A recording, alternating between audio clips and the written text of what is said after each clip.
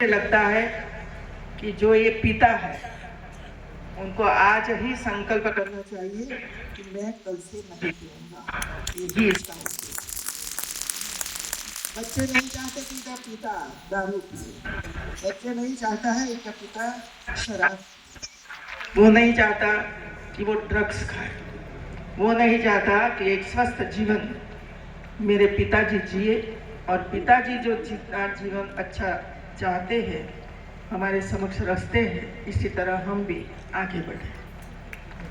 मित्रों, यही तो ज्ञान है, यही तो ज्ञान है कि हमारे बच्चे क्या चाहते हैं कि माँ बाप के पास से। झूठ मत बोलो, लेकिन स्वयं माँ बाप ही झूठ बोलते रहते हैं तो बच्चे तो वही सीखेंगे। क्या किया आप लोगों ने? एक लड़के ने अच्छा नृत्य दिखाया इधर। सभी बच्चों को बहुत बहुत बधाई और टीचर्स को बधाई। जो ऐसे कार्यक्रम करवाते हैं जो समाज में मैसेज भेजते हैं, वही खूबी होनी चाहिए शालाओं की, क्योंकि संस्कार जन्म से मिलता है, सगर्भावस्था से ही संस्कार मिलता है। और इसी वजह से आंगनवाड़ी भी इसके साथ जुड़ी हुई है। आंगनवाड़ी में सगर्भा माता आती है। आंगनवाड़ी में 3 से कम उम्र वाले बच्चे के लिए प्रयास होता है, चाहे आरोग्य हो, चाहे फूड हो, चाहे संस्कार हो। 6 साल की उम्र वाले बच्चे, छोटे गरीब घर के बच्चे, झुपड़पट्टी के बच्चे आंगनवाड़ी में आते हैं। उनको पोषण चाहिए, क्योंकि घर में ये पोषण युक्त आहार नहीं मिलता है। और ईश्वर ने वहां ही उसका जन्म दिया है। अब जब ईश्वर ने निर्मित कर दिया है तो हमारी जिम्मेवारी ये है कि हम सरकार के द्वारा या समाज के द्वारा, आंगनवाड़ी हो, प्राइमरी स्कूल्स हो, इसमें अच्छा फूड मिले, इसके लिए हम व्यवस्था करें।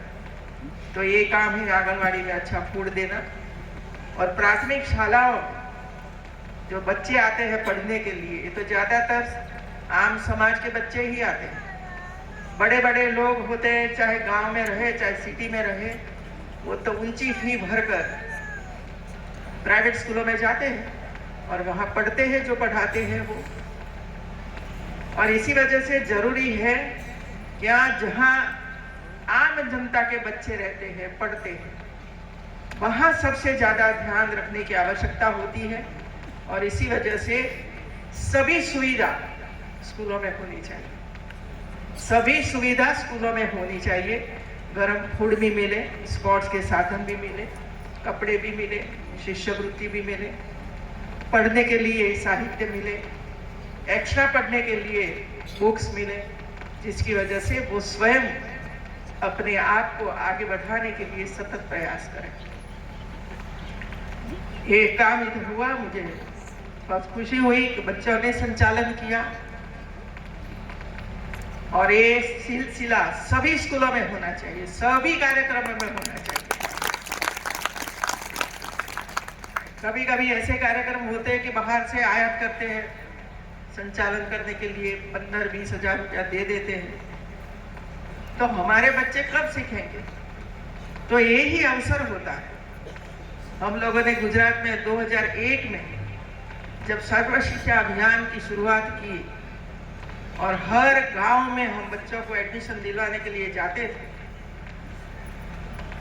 तब पूरा संचालन हमारे स्टूडेंट ही करते थे। और इतना बढ़िया संचालन करते थे लाखों लोगों की उपस्थिति में कि स्वयं सीएम स्टेज से नीचे उतरकर जहां संचालन करते थे वहां पहुंचते थे और उसको बधाई देते थे।